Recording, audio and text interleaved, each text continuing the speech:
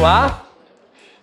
Até porque é o seguinte, se eu tivesse que apostar, eu apostaria em questão quase certa no concurso de vocês. Suspensão, extinção e exclusão. Tenho a atenção de vocês agora? Tenho, né? Opa, falou que vai cair questão, entendeu? Olha só. Pessoal, suspensão, extinção e exclusão, quando a gente faz um concurso no nível que a gente está fazendo, é questão quase certa, tá? Então são 20 causas. A gente vai começar pela suspensão, daí antes do almoço ainda a gente vai ver vai começar com as causas de extinção, depois do almoço a gente segue com as demais causas de extinção e de exclusão, tá? Pessoal, suspensão da exigibilidade do crédito tributário. O que significa exigibilidade? Significa eu conseguir opor, o sujeito ativo consegue opor o crédito tributário para o sujeito passivo. Se eu tenho a exigibilidade suspensa, eu não consigo cobrar o meu crédito. Eu não tenho condições de cobrar o crédito tributário. Então, todas as causas que suspendem a exigibilidade do crédito tributário impedem a cobrança deste crédito por parte da Fazenda Pública. Tá bem? Pessoal, nós estudamos, quando nós vimos crédito tributário, que as causas de modificação, suspensão, extinção e exclusão são taxativas. Então, quais são as causas de suspensão da exigibilidade do crédito tributário? São somente aquelas previstas no artigo 151 do Código Tributário Nacional. Tá? São só essas. Ah, tem outra? Não. Tá? São 6 causas previstas no artigo 151. É um rol taxativo ou números clausos, como a gente fala. Tá? Nós estudamos já que no direito tributário a obrigação acessória... Foi isso que nós estudamos? Não. A obrigação acessória não segue a principal, ela é independente. Então, o que a Fundação Carlos Chagas gosta de fazer? Ela gosta de perguntar muitas vezes se eu tenho uma causa de suspensão da exigibilidade, eu tenho que continuar cumprindo as minhas obrigações acessórias? Sim, tá? É sempre independente. Vamos lá. Ana, tu pode me ajudar agora? Então tá. Eu sempre tive uma curiosidade na vida, Ana, muito. Eu sempre quis saber qual que era o tamanho de roupa que a maior modelo de todos os tempos, a mais consagrada, usa. Qual que é a maior modelo de todos os tempos, pessoal? Gisele Bündchen. Tá? E nós vamos aprender agora direito tributário com a Gisele Bündchen. E Ana, eu sempre fiquei muito em dúvida o tamanho da roupa dela. Sempre quis saber por quê? Porque ela é muito alta, mas ela é muito magra, né? E eu sempre fiquei em dúvida se ela utilizaria tamanho PP ou tamanho GG. O que tu acha que ela usa? PP, né? Eu cheguei a essa mesma conclusão. Então, a Gisele Bündchen, ela utiliza um modelito PP. Vocês lembram a primeira coisa que eu falei na nossa primeira aula para vocês? Né, que é a mais importante, né? Que eu precisava mais de vocês do que vocês de mim, porque eu sou filho único. Né? Sou carente e tenho 2 bulldogs, então não tenho quem conversar. E como eu sou filho único, eu não estou acostumado a dividir o chocolate, então as coisas são do meu jeito. Então o modelito é com U. Então é um modelito PP com U, tá bom? Então, a Gisele Bündchen, ela utiliza um modelito PP. E com o modelito PP da Gisele, a gente vai aprender as causas de suspensão da exigibilidade do crédito tributário. Tá? E a gente não vai esquecer na hora da nossa prova, a gente vai lembrar da Gisele. Tá? Ainda mais que ela é gaúcha, ela vai nos ajudar. A primeira causa de suspensão da exigibilidade do crédito tributário é moratória. Alguém sabe o que é moratória aqui?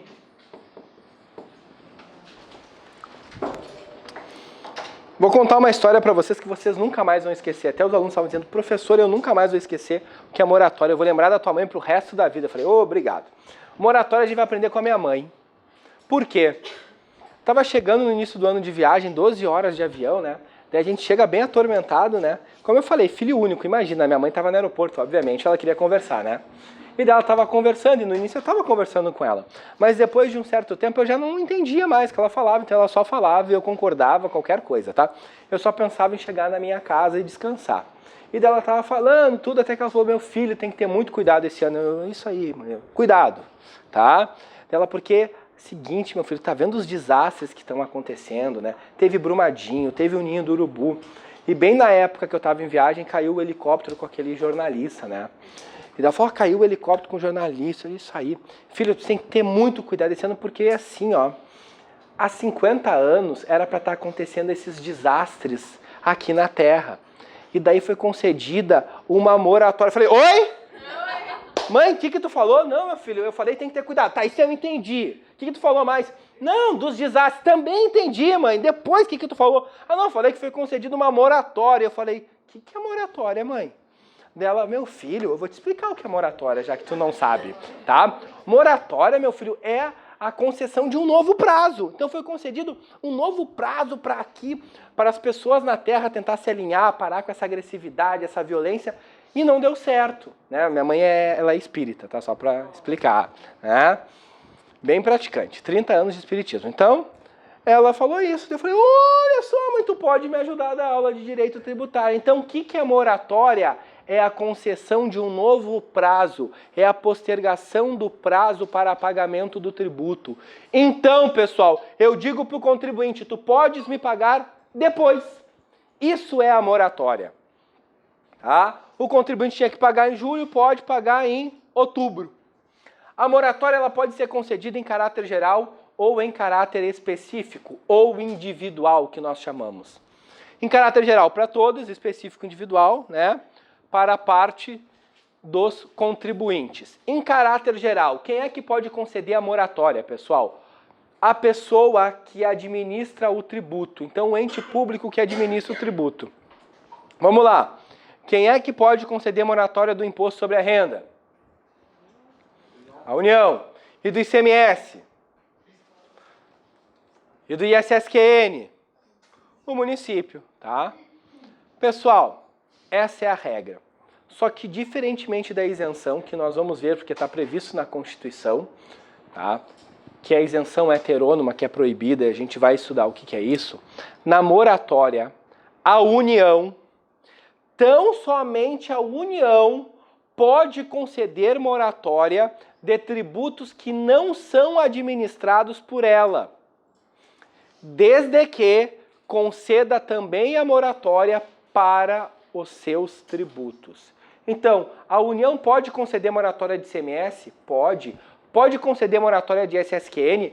Pode, desde que ela também conceda a moratória dos tributos administrados por ela. Então a moratória traz essa diferença em relação à isenção. Quando eu tenho uma moratória que vai ser concedida em caráter individual, ela é sempre efetivada caso a caso por meio de despacho da autoridade administrativa. Para a gente entender moratória, eu vou usar um exemplo no estado de Santa Catarina. Vocês lembram que há alguns anos, o estado de Santa Catarina ele foi atingido por um tornado, um ciclone que devastou parte do estado de Santa Catarina e realmente o estado de Santa Catarina ele concedeu uma moratória. Tá? Eu não me lembro exatamente, né, todos os critérios, mas a gente vai encaixar essa moratória em todos os nossos exemplos em sala de aula e vocês vão entender todas as possibilidades de moratória que existem de acordo com o Código Tributário Nacional. Primeira possibilidade, tá? Vamos lá. O que a gente já sabe de moratória? Pode ser em caráter geral e pode ser em caráter específico. A gente não vai cair nesse pega-ratão da nossa banca. Ah, tem que ser sempre para todos a moratória? Não, tá? Agora, qual a possibilidade que nós temos dessa concessão? A primeira possibilidade, apenas para a parte do território, tá? Então, o poder público ele pode circunscrever parte do seu território. Vamos pegar o exemplo, então, do estado de Santa Catarina. Vamos supor que somente o município de Palhoça, tá? Onde fica lá a Guarda do Embaú, né, a Pinheira, foi atingido por este ciclone, tá? Então, devastou as empresas que estão localizadas no município de Palhoça. O que o estado de Santa Catarina pode fazer?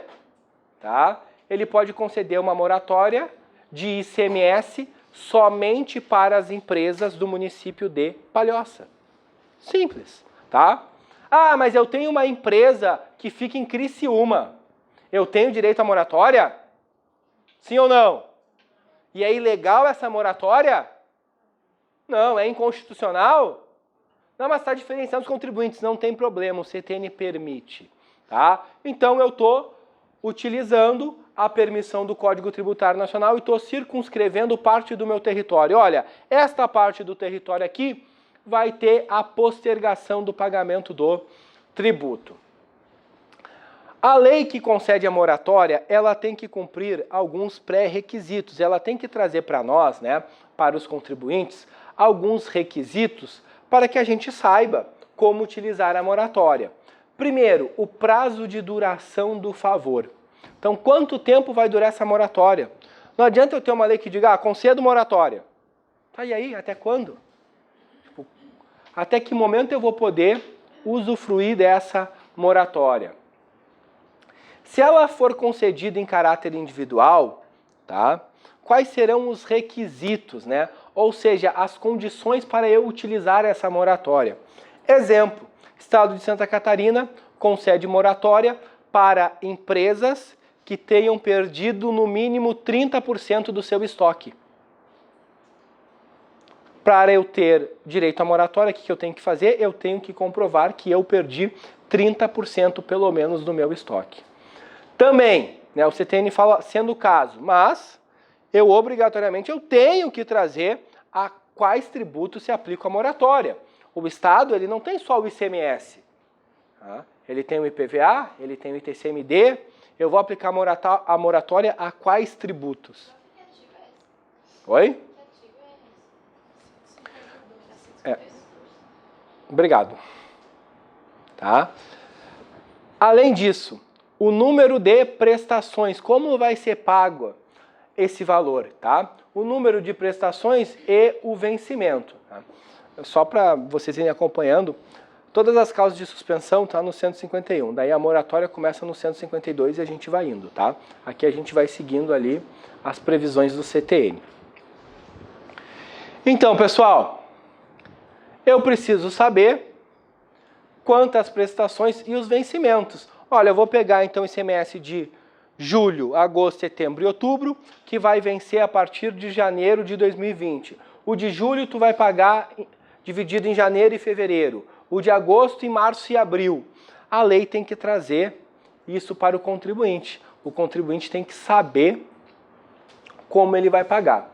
A lei que conceder a moratória, ela também pode exigir, tá, para que o contribuinte possa usufruir deste benefício, garantia. Olha, eu preciso que tu me dê um bem em garantia, que caso daqui a 6 meses tu não tenha condições de pagar o tributo, eu vou poder executar esse bem, eu vou ficar com este bem, tá? Seguinte, aqui nós temos que ter um grande cuidado, por quê? O CTN ele já inicia falando, salvo disposição de lei em contrário. Então a gente já sabe que pode existir lei diferente do que está previsto no CTN. E é o que acontece muitas vezes, tá? Mas para o CTN, salvo disposição de lei em contrário, a moratória ela vai ser aplicada somente aos créditos tributários definitivamente constituídos, tá? Ou seja, aqueles que já tiveram lançamento. Entretanto, muitas vezes, e foi o caso do Estado de Santa Catarina, a moratória ela é concedida para créditos tributários futuros. Que eu estou com a enchente agora, beleza. Tu não precisa pagar o do mês, mas não adianta eu te conceder moratória só para o do mês. Vai adiantar? Eu estou com a minha empresa destruída. Ah, tá bom, o ICMS de julho você não paga. Vai adiantar, vocês acham? Não, vou ter que ver, não, agosto, setembro, eu vou te dar um prazo para tu reconstruir a tua empresa. Então pode sim acontecer que a moratória seja concedida para créditos tributários que não são que não estão definitivamente constituídos. A moratória ela não é aproveitada nos casos de dolo, fraude ou simulação, pessoal. Tá? Se eu fraudei, se eu agi com dolo, eu fiz a simulação, eu não aproveito a moratória. E a gente já vai ver isso em relação à aplicação da penalidade, tá? Agora, primeiro, a moratória concedida em caráter individual, ela não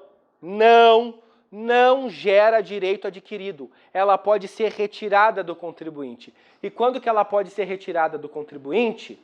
Quando verificado que o contribuinte não preencheu os requisitos para obtenção da moratória. Mas vamos lá, tá? Pessoal, saiu a lei da moratória que dizia no mínimo 30% do estoque. Eu verifico que eu perdi só 10% do meu estoque. O que eu faço? Eu ligo para o meu contador e digo, tchê, preciso que tu altere meus documentos.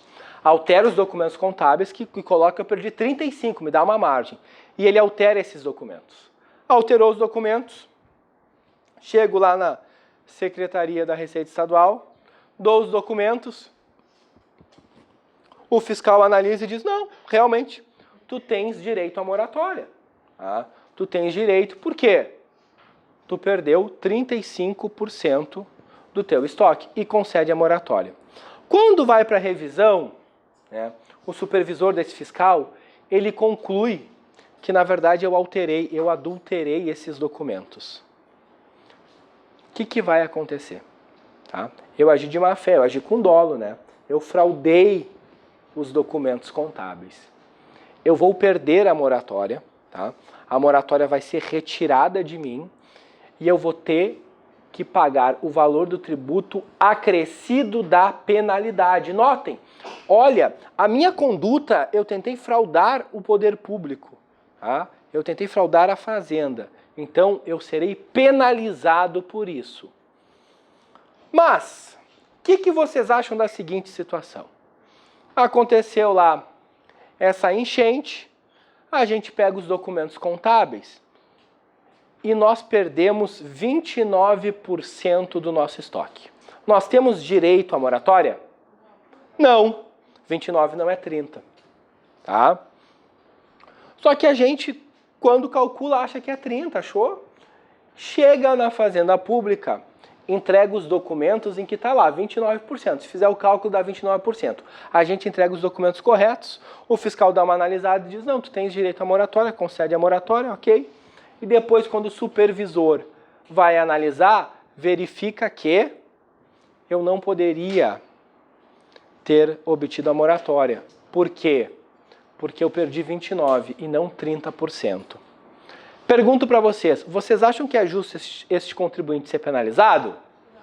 Não, né? Ele agiu de boa fé, ele entregou os documentos corretos, então nós não temos penalidade, tá? Se ele agiu de boa fé, não existe penalidade. E, no caso em que o contribuinte foi penalizado, tá?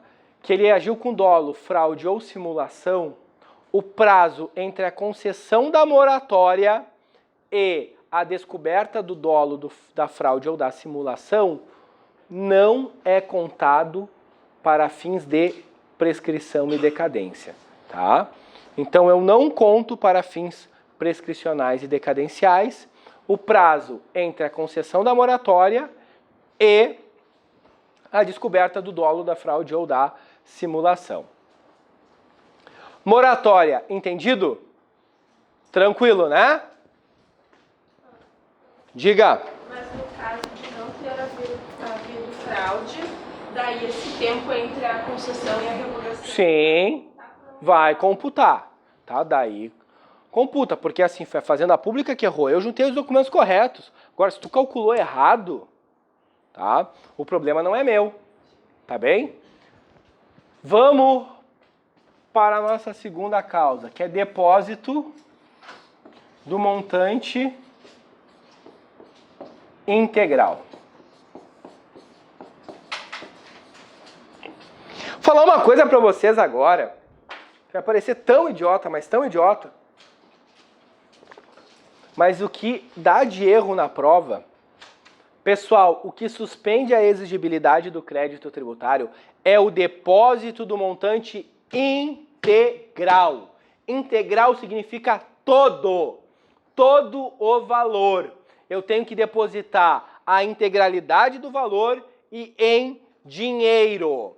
Tá? O CTN fala integral, a gente não pode esquecer. Então, eu tenho uma autuação de 800 mil para um contribuinte. O contribuinte entende que deve 500 mil e ele vai discutir esses 300. Ele quer suspender a exigibilidade do crédito. Ele tem que depositar quanto? 800. Entenderam? É integral e é em dinheiro. Sempre. Tá? Se eu depositar 1 centavo a menos, não é integral, deixou de ser integral. É isso mesmo, tá? Seguinte. Pessoal, se eu depositei o valor integral, está suspensa a exigibilidade do crédito tributário. Tá? O contribuinte ele goza de um direito subjetivo à suspensão. Eu não dependo de uma decisão judicial, eu não dependo de uma análise judicial. A decisão judicial é um ato meramente formal. Tá? Não pode dizer, não, eu não vou suspender. Tchê, não é o momento. Tu não vai decidir se tu vai ou não vai. O que o juiz tem que fazer é o seguinte, deve 800 mil, depósito de 800 mil, está suspensa a exigibilidade. Ponto. Tá? Qual que é a diferença do depósito do montante integral para a consignação em pagamento? Primeiro, depósito, causa de suspensão, consignação em pagamento a gente vai ver causa de extinção. Quem deposita, pessoal, quer discutir.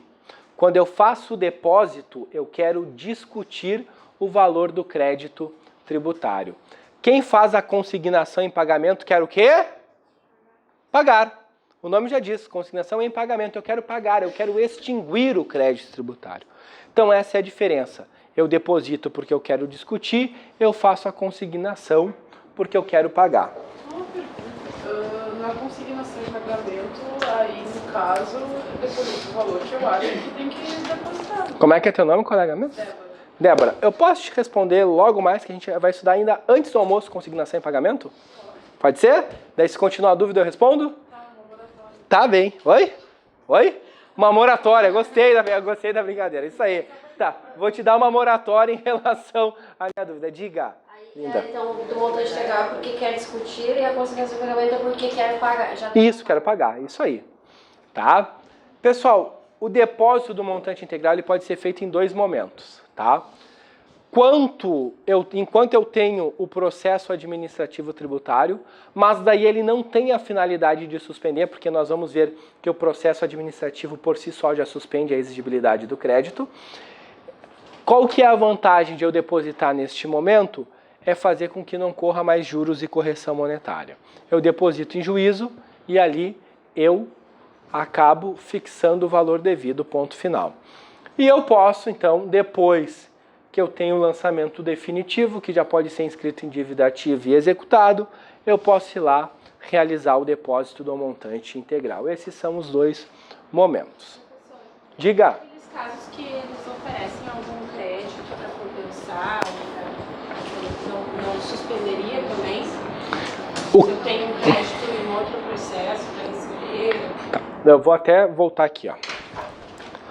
Eu vi que tem a súmula, mas isso, na prática tá. não utilizam muito. Vou te dizer o que acontece, tá? Tem a súmula 102 do STJ que diz integral e em dinheiro. Quando eu ofereço um crédito, quando eu ofereço, tá, algum bem, né, eu posso fazer isso, que vocês devem ter visto. Eu posso entrar com uma ação cautelar e eu já deixo a garantia do juízo, que eu consigo a certidão positiva com efeito negativa, e para eu suspender a exigibilidade nesses casos, eu vou depender da decisão judicial. Eu não tenho um direito, tá, subjetivo à suspensão, tá? E nós vamos ver a possibilidade, que está aqui, ó, o li e o tu, tá? Nesses 2 casos, tá bem? Mais alguma dúvida? Não? Então vamos lá. Reclamações e recursos administrativos. Daí a gente vai para o nosso macete. Onde é que está o R? E agora? Olha só, o cara é um fenômeno do direito tributário aqui. É um dos P's, que é o quê? Processo administrativo.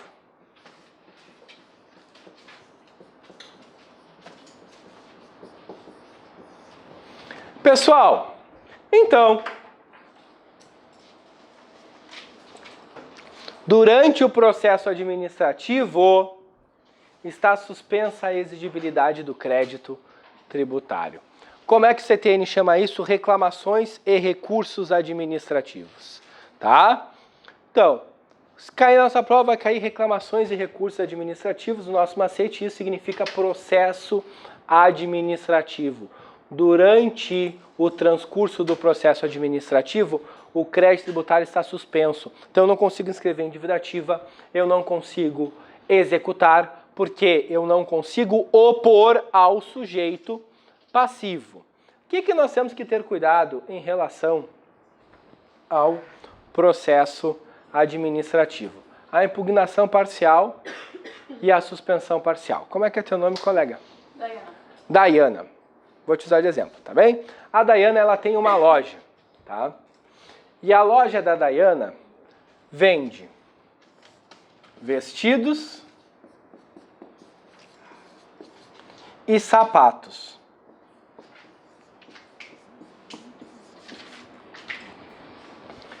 A Daiana, ela é autuada, então tem um lançamento de ofício cobrando vestidos, diferença de pagamento dos tributos no vestidos e nos sapatos. 200 mil nos vestidos e 100 mil nos sapatos. Quando a Daiana vai falar com o seu contador, o contador fala o seguinte: Daiana, eu errei no cálculo dos sapatos, então esse 100 mil é devido. Mas os 200 mil dos vestidos, eu tenho certeza que está correto o nosso cálculo e tu recolheu. Então, a Daiana faz uma impugnação somente em relação aos vestidos. Ok? Em relação aos sapatos, ela não faz a impugnação. Mas nisso, ela começa a discutir com o contador dela. Quem é que tem que pagar esses 100 mil? Pô, tu que errou, né? Olha só. E aí, começa a discutir com o contador. A Fazenda Pública não tem nada a ver com isso. Enquanto isso, o que a Fazenda Pública pode fazer? Pode inscrever em dívida ativa e depois entrar com uma execução fiscal, porque nós estamos diante de uma impugnação parcial, tá bem? Se eu tenho uma impugnação parcial, eu tenho uma suspensão parcial, tá? Ali só, aqui cai, né, na prova de vocês, e aqui é critério de curiosidade, tá? Cai o processo administrativo, que daí vocês viram com o professor Folador, e a critério de curiosidade, caso alguém queira saber, no âmbito do Estado do Rio Grande do Sul, é aquela lei que rege o processo administrativo estadual. Claro? Vamos lá. Eu achei que Não. a impugnação não é só do valor que está incorreto. Oi? Só para entender, a impugnação ali está no valor que o senhor disse que estava correto. Isso, ó. Só para entender. Sim, isso, porque nós fomos autuados. Eu vou fazer a impugnação do valor que eu tenho certeza que eu recolhi corretamente, né? Claro, eu podia fazer do todo aqui só para suspender a exigibilidade, mas a Daiana falou com o contador e falou, não, só um pouquinho, o valor que está errado, eu vou discutir para quê? Para daqui a 2, 3 anos ter que recolher ainda um valor bem maior do que esse? Exatamente. Se tu não impugnar isso aqui, porque nada impede, né, Linda, que a gente faça a impugnação total, tá? Mas se eu fiz a impugnação parcial, eu vou ter a suspensão parcial, tá? Agora, concessão de medida liminar em mandado de segurança. É o nosso LI, ó. Liminar em mandado de segurança. Se eu impetro o mandado de segurança e obtenho a medida liminar, eu consigo suspender a exigibilidade do crédito tributário. Tá? Pessoal, eu tenho que preencher os requisitos da medida liminar, que é o que nós gostamos de chamar no direito fumus boniuris e periculo in mora, a fumaça do bom direito e o perigo na demora. Eu consigo liminar, e daí a liminar no mandado de segurança vai dizer, está suspensa a exigibilidade do crédito tributário. Importante, súmula 203 da STJ, né? também tenho certeza que vocês viram quando estudaram o mandado de segurança no direito tributário. O mandado de segurança, ele serve única e exclusivamente para compensação. Eu não consigo restituição de tributo por meio de mandado de segurança. Eu consigo só me compensar. Eu não consigo a devolução financeira por meio do mandado de segurança. Próximo é o nosso TU, que é tutela antecipada em outra ação que não seja mandado de segurança ou liminar em outra ação que não seja mandado de segurança. Vamos lá. Tutela antecipada, eu vou colocar aqui, ó, ação diversa. Por quê? Porque agora eu vou dizer como a gente vai aprender isso aqui. O li e o tu, a gente junta, pessoal. O que a gente precisa saber? Liminar em qualquer tipo de ação suspende a exigibilidade do crédito tributário. Inclusive, a doutrina, ela faz duas críticas. A primeira crítica, de estar previsto no CTN. Não precisaria. Se o juiz determina que está suspenso, está suspenso. E a segunda crítica é a divisão, que podia ser num só, né? Num inciso só, eles colocaram em 2 incisos. Só que agora, liminar e tutela antecipada, em qualquer tipo de ação. Por que está previsto no CTN, por mais que não precisasse? É porque a gente já viu, nós estamos trabalhando com o quê? Um rol taxativo. Então, se eu não prevejo, eu posso confundir. Não, tá lá. Tá? Eu vou lá e eu vou prever. E agora, Emily, é aqui a tua pergunta. Se, por exemplo, eu ofereço bens, se eu ofereço um crédito, fica mais fácil do juiz me deferir uma liminar, suspendendo a exigibilidade do crédito tributário. Mas você tem que ter muito cuidado, tá? Posicionamento pacífico do STJ, porque isso acontecia muito na prática, e daí, óbvio, como as bancas sabem disso, também cobraram muito em concurso. Para eu suspender a exigibilidade do crédito tributário por meio de uma decisão judicial, eu obrigatoriamente necessito do depósito do montante integral? Sim ou não? Não. É Dani, né? Carol. Quase. Deixa eu voltar, né? Carol. Tá? Que vergonha errando nas minhas alunas, né? Quem já foi aluno ainda, pior ainda, né? Carol, por que eu não preciso de depósito do montante integral? Agora, sabe o que ela tá pensando agora? Por que eu fui abrir minha boca? Ele errou meu nome e tá perguntando pra mim, né? Tá? O vermelhão não vai responder, tá? Tá? Não, vamos lá, não me lembro, mas tu respondeu que não precisava. Por quê? Porque o depósito do montante integral é uma causa de suspensão e a liminar, a tutela antecipada, é outra. Se eu tenho o depósito do montante integral, eu não preciso da decisão judicial, basta o meu depósito. Quando eu estou dizendo para o juiz, olha, seu juiz, eu quero que o senhor me dê uma prestação jurisdicional suspendendo a exigibilidade do crédito tributário, tá? Eu tenho que comprovar para o magistrado os requisitos para essa prestação jurisdicional. Então, se eu estou numa tutela antecipada, é o que nós chamamos hoje lá, artigo 300 do CPC, é a tutela de urgência. Eu preciso demonstrar para o magistrado que eu tenho a necessidade de que seja suspensa a exigibilidade do crédito tributário. Diga. Para evitar aqueles juros de correção monetária, em caso de demanda inexitosa, tu teria que depositar em dinheiro ou oferecer outro bem em garantia, não. Não, se tu oferece um bem em garantia. É só para ajudar a concessão. Isso aí. Seria só o depósito em dinheiro, então sim, evitaria os juros de correção monetária. Exatamente. Tá? Então a liminar também não tira os juros. Não. Aqui que tá aqui, ó, perigo nas liminares tributárias. Qual que é o grande perigo numa liminar tributária? Tá? Se tu perder... O problema é a improcedência onde? No Supremo. Daí tu tem a liminar, tu tem a sentença, tu tem o acórdão, e daí chegam os velhinhos, né? Os bons velhinhos e acabam com a brincadeira. Tá?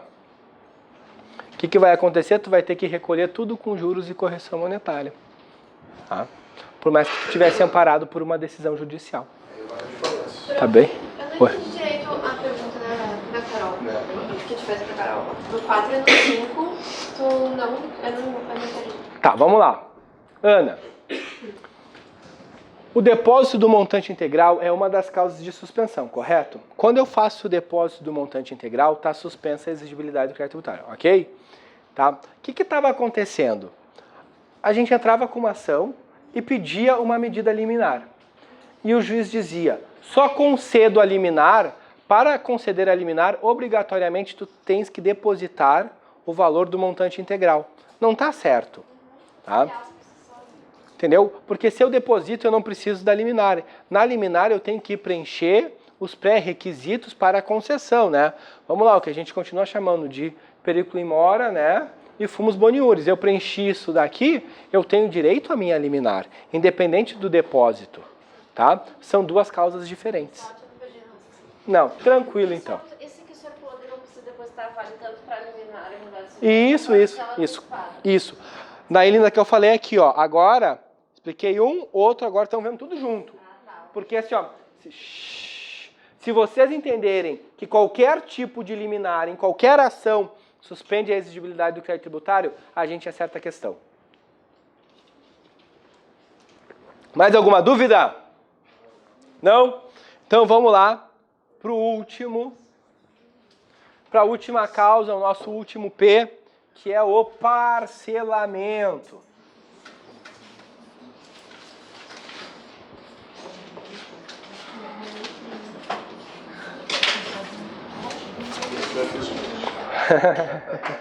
Pessoal, vamos lá. Primeiro, muito se discute se parcelamento seria uma espécie de moratória ou não, tá?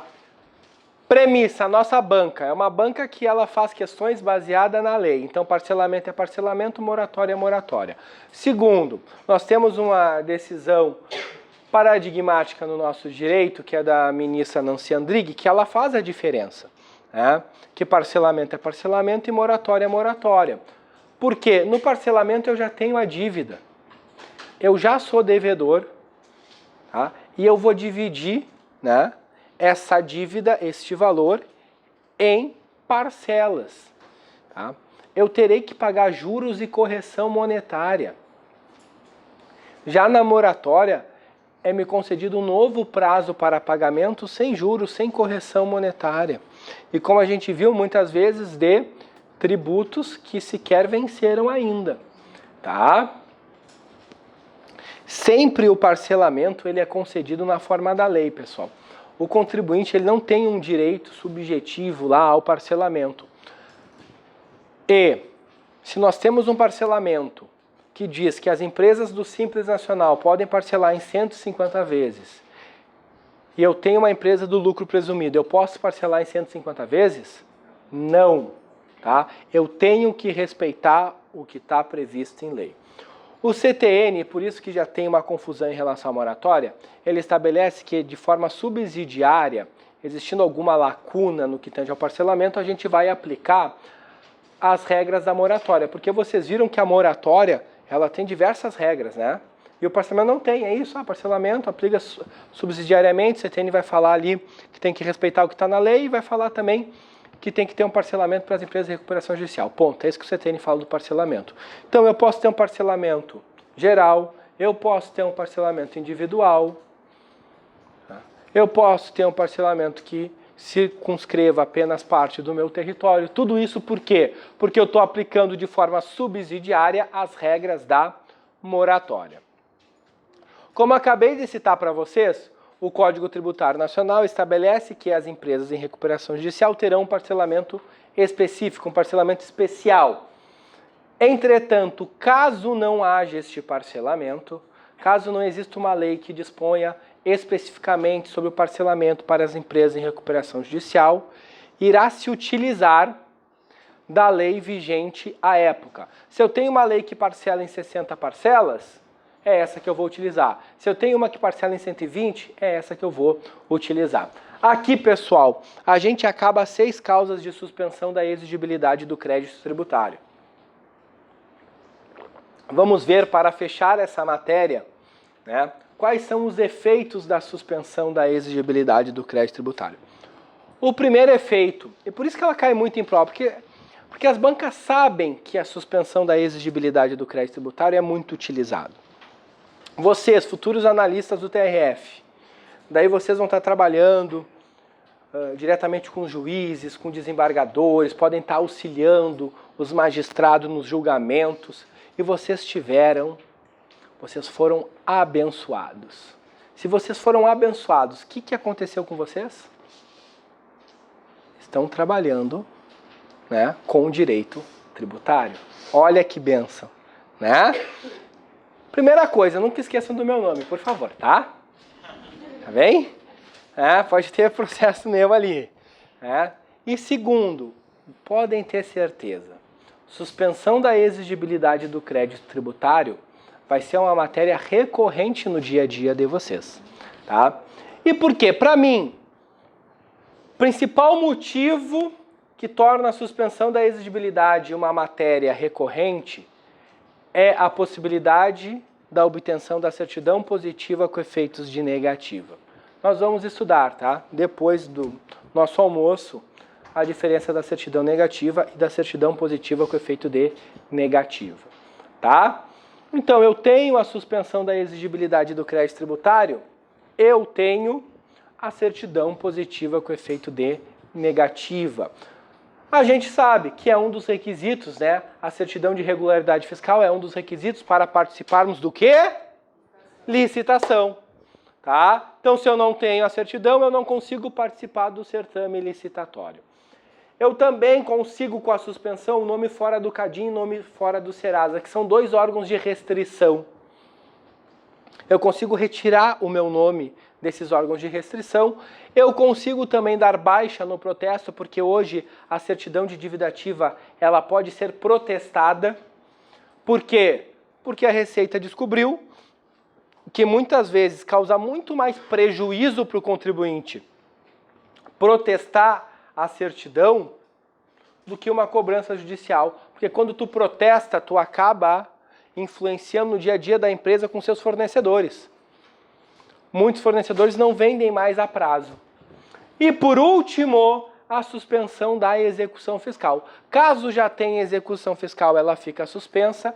E caso não tenha execução fiscal, vai ficar impedido a Fazenda Pública de propor a execução fiscal. Se eu não tenho, eu sequer posso propor o feito executivo. Pessoal, sobre suspensão da exigibilidade, era isso. Alguma dúvida? Matéria extremamente importante. Não? Diga. Dá para migrar? Se eu consigo migrar, sim. Tá? Se tiver uma lei mais benéfica, eu conseguir me encaixar nessa lei, eu consigo migrar, sim. Tá? Administrativamente. Tá? Eu preenchendo os requisitos do parcelamento, eu consigo migrar. Tá bem? Pode repetir a parte da baixa do protesto? Oi? Da baixa do protesto. Sim. Quando tu consegue a suspensão da exigibilidade do crédito tributário, é dado baixa no protesto da certidão de dívida ativa.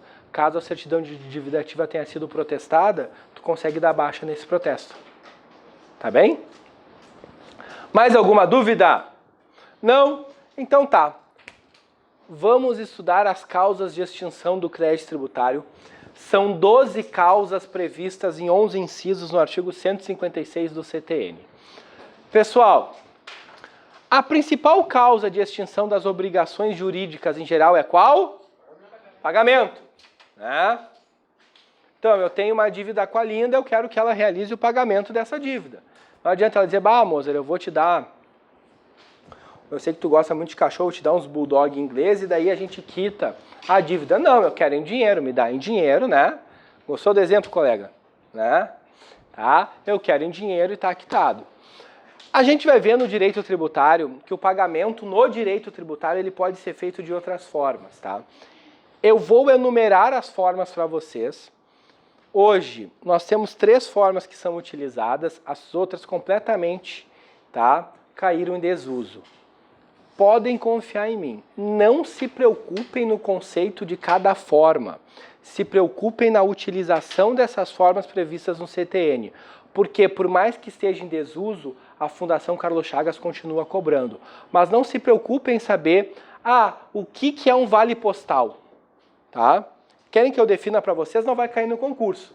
Não querem, né? É mais uma coisa para entrar na cabeça de vocês. Porque nem o CTN define o que é vale postal, tá? Só que a gente precisa saber o que acontece com o vale postal. Entendeu? O papel selado. A gente precisa saber o que acontece com o papel selado. Mas a gente não precisa se preocupar. Aí dá um exemplo de quando foi utilizado o papel selado. Posso dar para vocês. Não vai adiantar em nada. Tá bom? Então, vamos lá. O que é o pagamento? É quando o devedor entrega um valor ao credor. Isso é pagamento, todo mundo sabe, isso a gente já sabe, professor, isso é uma barbada. Então tá, vamos ver se realmente é uma barbada. Tá? Eu tenho uma dívida tributária, mês a mês, eu tenho uma empresa, eu tenho que pagar ICMS, então, ICMS de fevereiro, março, abril, eu paguei ICMS de abril. Se eu paguei ICMS de abril, presume-se que o de fevereiro e de março estão pagos? Não! O pagamento de uma prestação não gera a presunção do pagamento das demais prestações. Tá? O CTN traz a data do pagamento. Caso não exista lei em contrário, porque cada ente público vai dispor sobre como quer cobrar os seus tributos. Se não existir lei em contrário, o pagamento tem que ser feito 30 dias após a notificação do contribuinte. Então eu notifico o contribuinte e o contribuinte vai ter o prazo de 30 dias para realizar o pagamento. Tá? Pode o ente público criar um outro prazo? Pode. Cada poder público, né, cada ente tributante vai estabelecer o seu prazo para pagamento. A gente já sabe, se nós não pagarmos em dia o crédito tributário, o que vai acontecer? Nós teremos que pagar juros. Tá? E só juros, dependendo da situação, inclusive penalidades. Então, se eu não pago em dia o valor do crédito tributário, eu estou sujeito a juros e, dependendo do caso, as penalidades cabíveis.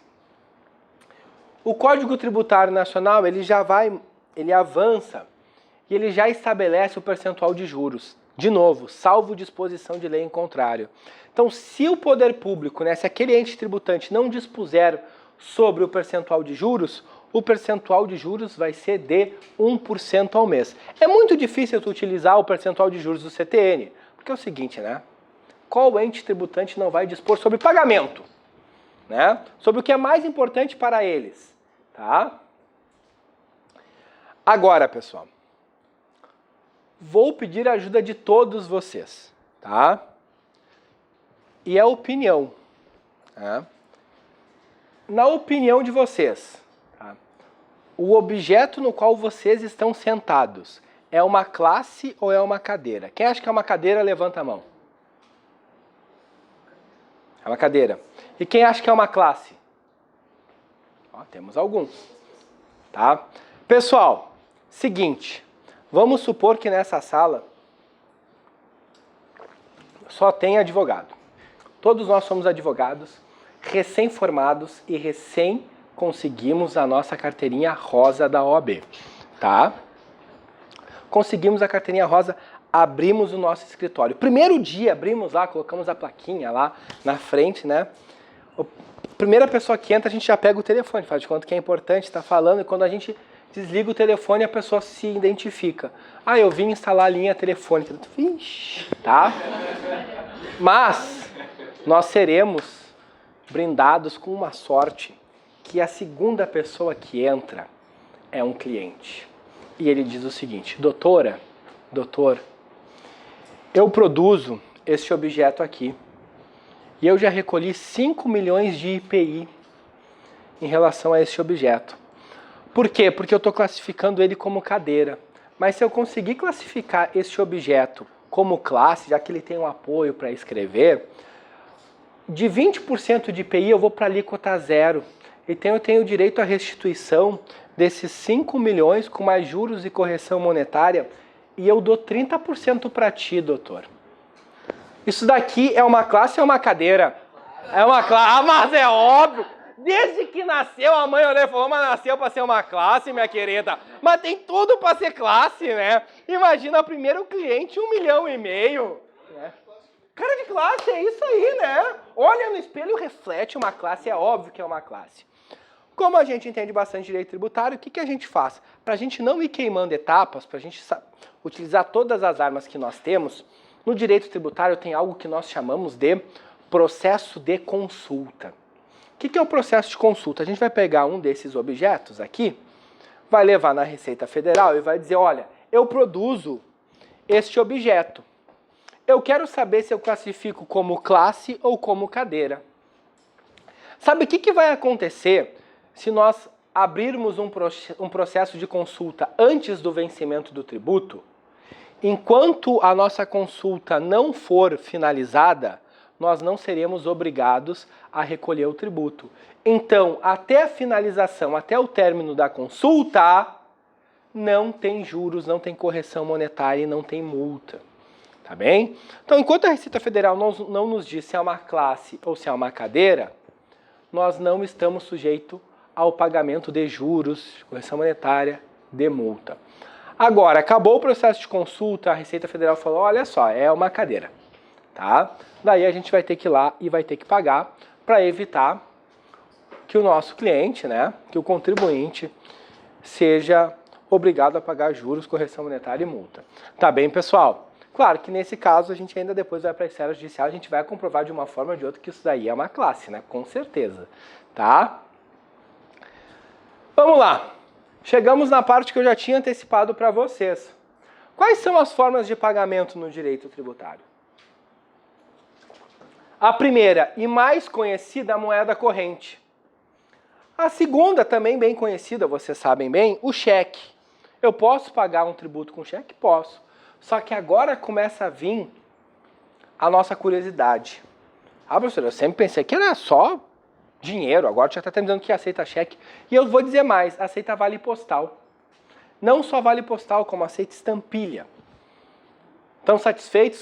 Já viu? Né? Agora, também nós temos papel selado e nós temos processo mecânico. Tá? Essas são as formas que a gente consegue extinguir o crédito tributário. Papel selado e? Processo mecânico. Tá? Oi? Isso é uma grande discussão que existe hoje, tá?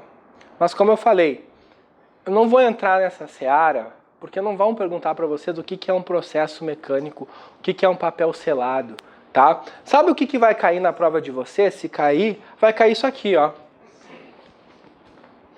Tu nem precisa saber o que é cheque, não precisa saber o que é vale postal, tá? O que tu precisa saber? Tu precisa saber que para o pagamento com cheque ou com vale postal, pode o poder público, por meio de uma lei, exigir garantias. Isso tu precisa saber. Tá? Então, pode o poder público exigir garantias para o pagamento com cheque e com vale postal. Ah, professor, hoje isso acontece? Óbvio que não acontece. Não acontece porque a gente vai ver logo depois o que acontece com o pagamento com um cheque, que hoje ainda existe o pagamento com cheque. Então, pode o poder público exigir garantias para pagamento com cheque e vale postal, desde que essa exigência não torne impossível, inviável o pagamento por meio dessas duas modalidades. Por que eu não exijo garantia no pagamento com cheque? Porque eu considero que o crédito tributário está extinto somente após a compensação. Não adianta você estar pensando, pá, agora descobri, vou acabar com meus problemas. Vou passar uns voadores aí e deu, está extinto o crédito tributário. Não vai rolar. Tá? Eu preciso que o cheque seja compensado. Agora, estampilha. Estampilha hoje ainda é utilizado. Tá? Só para vocês não ficarem tão curiosos, alguém fuma aqui? Não, ninguém fuma. É sempre assim. Ninguém fuma. Então tá, já que nós temos uma sala de aula com um bom número de alunos que ninguém fuma, só temos atletas aqui, tá?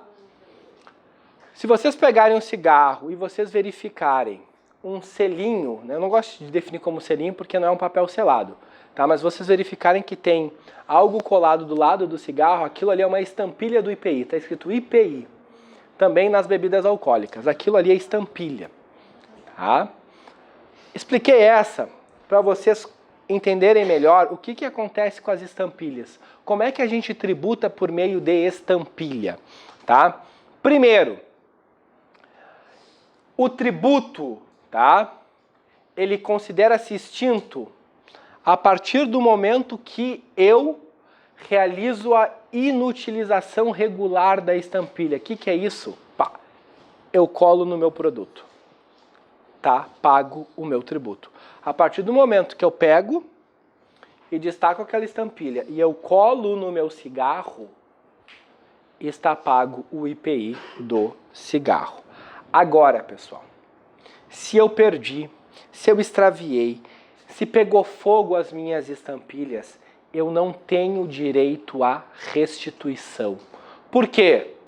Quando que está pago o meu tributo? Quando eu grudo aquele papelzinho no cigarro. É muito fácil, eu pego 50 mil em estampilhas, eu coloco nos meus produtos e digo, bah, poder público, eu perdi, me dá mais 50 mil em estampilhas. O que vai acontecer? Eu vou estar com o dobro de produto na rua já com a tributação do IPI. Então, se eu perder ou se eu destruir a estampilha, se eu cometer qualquer equívoco, qualquer erro na utilização da estampilha, eu não tenho direito à restituição dessa estampilha. Salvo se a lei estabelecer que eu tenho direito, tá? E salvo se este erro, este equívoco que eu cometi for imputável à Fazenda Pública, for imputável à administração. Tá bem? E o pagamento em papel selado ou em processo mecânico, ele é equiparado ao pagamento por estampilha. Pessoal, é isso que vocês precisam saber em relação às modalidades de pagamento. Tá? Ponto. Não se preocupem com absolutamente nada mais. Vamos lá. De novo, hoje o que a gente vai ver agora é muito difícil de acontecer, mas pode cair na nossa prova e eu já vou explicar o principal pega-ratão, tá? Que a gente não vai cair. O contribuinte pagou e ele não disse o que ele está pagando, ele só pagou, tá? Foi lá, pagou e ele não informou o que ele estava pagando. Como é que a gente sabe o que ele está pagando? Por que eu disse que é muito difícil? Porque hoje a gente tem o código, se a gente não preenche tudo certinho, a guia não passa. Mas, se o contribuinte pagou e ele não informou, primeiro ele está pagando os débitos próprios, para depois os de responsabilidade.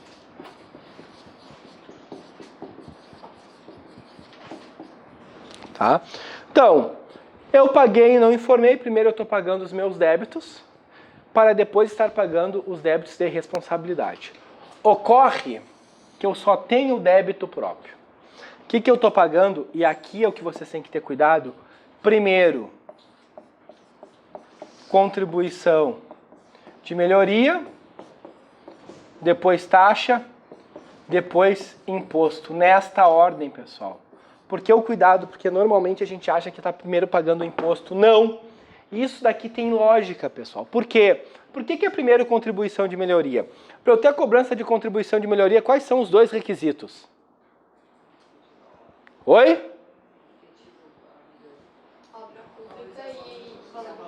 Obra pública e valorização imobiliária. Então, pessoal, o poder público ele agiu, tá? Em favor do contribuinte, pessoal. Notem, se o contribuinte ele teve um benefício com a atitude do poder público, nada mais justo se ele está pagando e ele não está informando, que seja a primeira contribuição de melhoria, na qual ele está tendo um benefício, uma valorização diretamente no seu patrimônio. Por que depois as taxas?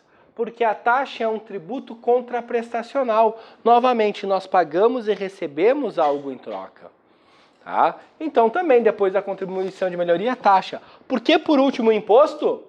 Porque o imposto a gente paga e não recebe nada. Então, ele está no fim da fila. Está falando de ordem de pagamento. Ele vai pagar e não vai informar como assim ele sabe que ele está pagando, né? Alessandra, esse é o problema da vida real e do código. Da vida real e da nossa prova. Foi como eu disse, isso aqui hoje se quer passar guia. Eu não tenho como ter uma guia que eu não estou informando que eu estou pagando. Entretanto, como é que era feito o pagamento antes? Manualmente, né? Tu preenchia manualmente e às vezes o contribuinte não informava o que ele pagava. O código é de 1966, então o código ele traz uma ordem. Caso o contribuinte pague e não informe o que está pagando, segue essa ordem. Entendido? Vamos lá. No nosso exemplo, o nosso contribuinte só deve imposto. Ele só tem débito próprio e só dê imposto. Então, dívidas mais antigas no prazo crescente da prescrição.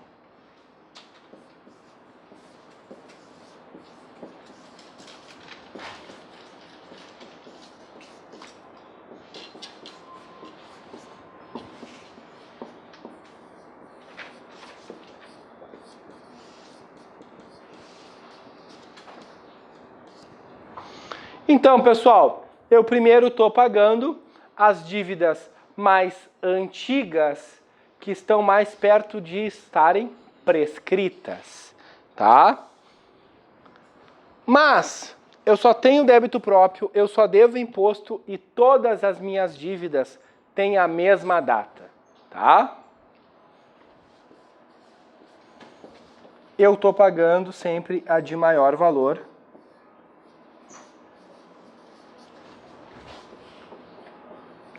Em ordem decrescente.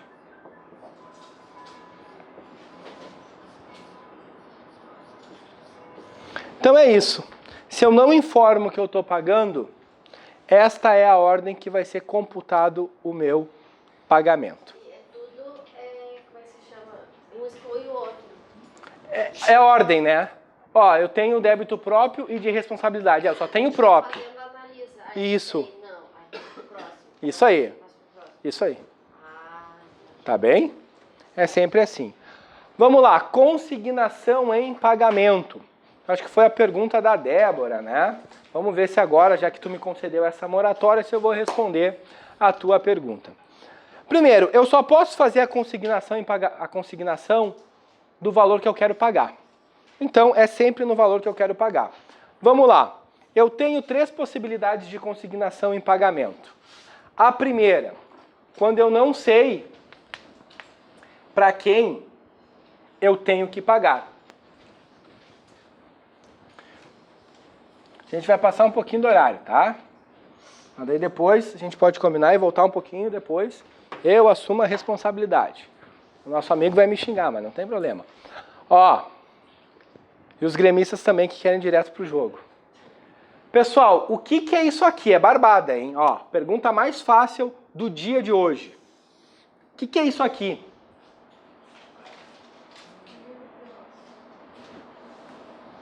O que é? Não, não é uma linha. O que é isso aqui? Pessoal, é só olhar que é óbvio. Isso daqui é o limite dos municípios de Viamão e Porto Alegre. Tá? Olha, era óbvio. Tá lá. Pessoal, se eu tenho um terreno aqui, ó, e tanto o município de Viamão como o município de Porto Alegre me cobram um IPTU, eu pago para quem? Quê? Eu vou fazer a consignação, tá? Para quem pagar menos. Se eu pagar para quem cobrar menos, sabe o que vai acontecer? O outro município vai me inscrever em dívida ativa e vai me executar. Então, se eu não sei para quem pagar e os dois estão me cobrando, eu faço uma consignação em pagamento. Aqui, bem pelo contrário, vou fazer a consignação, se eu quiser realmente me livrar, sem nenhum ônus, do maior valor, tá? Porque daí eu garanto, acabou. Segunda situação, caso o poder público, ele vincule o recebimento de um tributo ao pagamento de outro. Eu tenho uma empresa, eu quero pagar os débitos de IPVA da minha frota de veículos, que eu quero que eles continuem andando normalmente, e o poder público diz, só vou aceitar o pagamento da tua frota de veículos se tu pagar o teu ICMS. Pode? Não, uma coisa é uma coisa, outra coisa é outra coisa. Então eu faço a consignação em pagamento. Terceira situação, caso o poder público, ele vincule o recebimento ao cumprimento de uma obrigação acessória não prevista na legislação. Mozart, eu só vou aceitar o teu pagamento se tu vieres pessoalmente aqui com a camiseta do Inter. Mas jamais, entendeu? Jamais. Eu vou fazer obrigatoriamente a consignação em pagamento. Tá bom? Sendo julgado procedente a consignação, está extinto o crédito tributário. Se for julgado improcedente, exemplo, eu fiz a consignação do menor valor. Tá? O que eu vou ter que fazer? Eu vou ter que fazer o pagamento da diferença acrescido de juros e correção monetária. Tá? Pessoal, o pagamento indevido é quando eu pago mais do que o valor que eu teria que pagar, pessoal. Então, eu posso pagar mais que o valor que eu teria que pagar por diversas situações. O CTN traz alguns exemplos. Uma alíquota errada, uma base de cálculo maior, uma alíquota maior, né? Um tributo que não seria. Ó, lembrem da nossa classe, nossa cadeira, alíquota zero.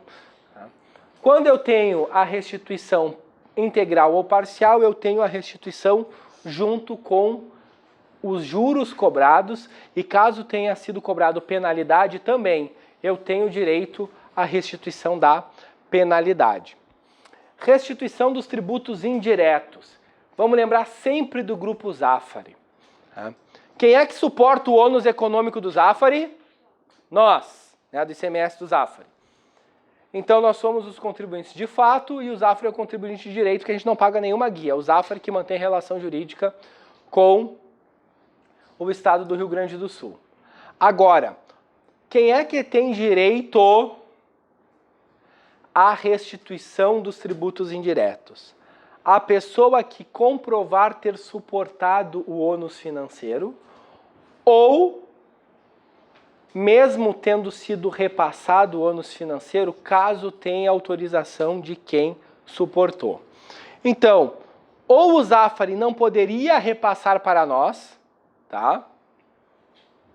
Então ele não poderia repassar o valor do ICMS para nós, ou se ele repassar o valor do ICMS para nós, quando nós formos no Zafari, nós vamos chegar lá, comprar o nosso rancho, pagar e assinar uma procuração para o Zafari. Daí o Zafari vai ter o direito de pedir a restituição do ICMS. Esse é o teor da súmula 546 do STF, que fala do contribuinte de iure e do contribuinte de facto. Tá? Tá aqui, ó, contribuinte de direito do contribuinte de fato. Então, o contribuinte de direito é o Zafari, ele tem que demonstrar que ele não recuperou o valor do contribuinte de fato, que somos nós. Assim, ele terá direito à restituição do pagamento indevido. Qual que é o prazo para a restituição do pagamento indevido, pessoal? Muito cuidado, 5 anos, tá? Contado da data do pagamento, desde o momento que houver sido feito o recolhimento com a identificação que está errada, de uma decisão administrativa. Por que vocês têm que ter cuidado? Porque o prazo para a restituição é de 5 anos, pessoal. 5 anos. Mas, a partir de quando eu começo a contar este prazo? Tá? A partir do momento que eu recolhi indevidamente. Só que no direito tributário eu tenho duas alternativas. Eu tenho o processo judicial e o processo administrativo. Eu posso pedir a restituição na esfera judicial e eu posso pedir a restituição na esfera administrativa. Qual o prazo? 5 anos. Agora, se eu fui para a esfera administrativa e me foi negada a restituição, eu tenho, a partir desta negativa, 2 anos para entrar na esfera judicial. Então, eu tinha 5 anos, optei pela esfera administrativa, não importa a data. Pode ser no último dia, no primeiro dia. Foi negada a minha restituição na esfera administrativa, eu tenho 2 anos para entrar na esfera judicial. Tá? Então, tipo, a Não, não é uma soma. Eu tenho 5, judicial e administrativo. Posso escolher. Escolhi administrativo, não interessa em qual data. No meio, no início, no fim. Foi negado, eu tenho 2 anos para ir para a esfera judicial. Pode te prejudicar ou pode beneficiar muito. Sim. Tá? Se eu escolhi no primeiro dia, depois vou ter só mais 2 se for negado. Né? Tá? Só que é sempre uma alternativa a mais à minha restituição, a esfera administrativa. Tá bem? Vamos lá, pessoal, para a gente já se encaminhar para o final, já que nós passamos do horário. Compensação e transação. Compensação é quando eu tenho, né, tanto credor e devedor numa ponta, credor e devedor na outra. As dívidas têm que ser líquidas, certas e exigíveis. Tá? Para eu conseguir uma compensação por ação judicial somente após o trânsito em julgado. Enquanto eu não tiver o trânsito em julgado da ação, eu não consigo a compensação. E sempre eu tenho que ter uma lei que disponha a respeito da compensação. Tá bem? Por último, transação. Transação são concessões mútuas. Então, tu vai lá e negocia com a fazenda pública. Por isso que está em desuso isso no direito tributário. Porque o contribuinte tem que abrir mão de parte do seu direito e a fazenda abre mão de parte do seu direito também. Como nós estamos diante do princípio da legalidade aqui da esfera da administração pública, de acordo com o princípio da legalidade da administração pública, o poder público ele só pode fazer o que a lei permite. Então imagina a gente negociando com o fisco, tá? Mas existindo previsão legal em relação à transação, na lei que estipular a transação também vai prever a autoridade competente para realizá-la, tá? Alguma dúvida em relação à aula de hoje? Não? Então tá, pessoal.